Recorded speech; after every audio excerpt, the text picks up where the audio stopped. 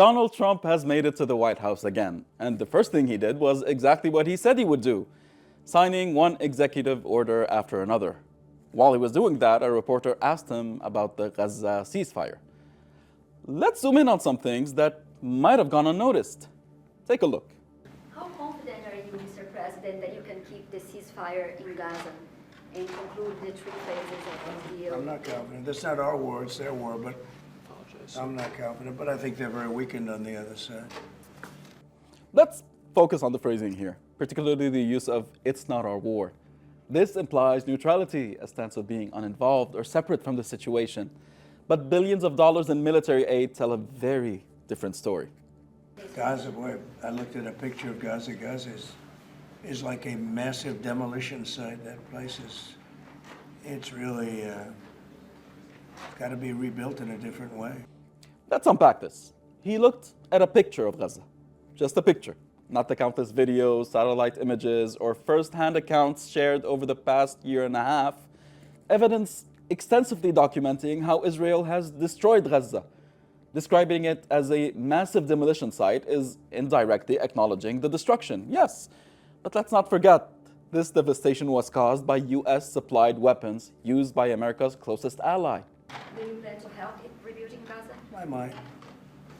You know, Gaza is interesting. It's a phenomenal location. On the sea, best weather. You know, everything's good. It's like some beautiful things could be done with it, but it's very interesting. But some fantastic things could be done with Gaza. Notice the casual "I might" as if he's shrugging off the question. This is about rebuilding Gaza, a region devastated by relentless attacks, but he treats it like an afterthought. Then, instead of addressing the humanitarian crisis or the millions of Palestinians who've lost everything, he veers off into romanticizing Gaza's phenomenal location and beautiful weather. It's as though his interest in rebuilding Gaza is tied to its potential as a vacation spot or prime real estate rather than as a home for millions of Palestinians enduring unimaginable suffering. And then this line, "fantastic things should be done with Gaza." This isn't just tone deaf, it's reminiscent of an occupation mentality. How do you see the future in governance for Gaza? Well, it depends. I can't imagine you could have, well, you certainly can't have the people that were there. Most of them are dead, by the way, right? Most of them are dead. But they didn't exactly run it well. Run viciously and badly. So you can't have that. Just, well, Mr. Trump, the people that were there. Notice how he refers to Palestinians, the indigenous people of the land who have lived there for centuries, as though they were merely temporary visitors. And he won't even say Palestinians. Does it take that much effort to acknowledge their identity, Mr. Trump? But here's where it gets even worse. Most of them are dead, by the way, right? Most of them are dead.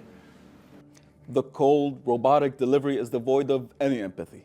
There's no acknowledgement of lives lost, families destroyed, or the human tragedy unfolding.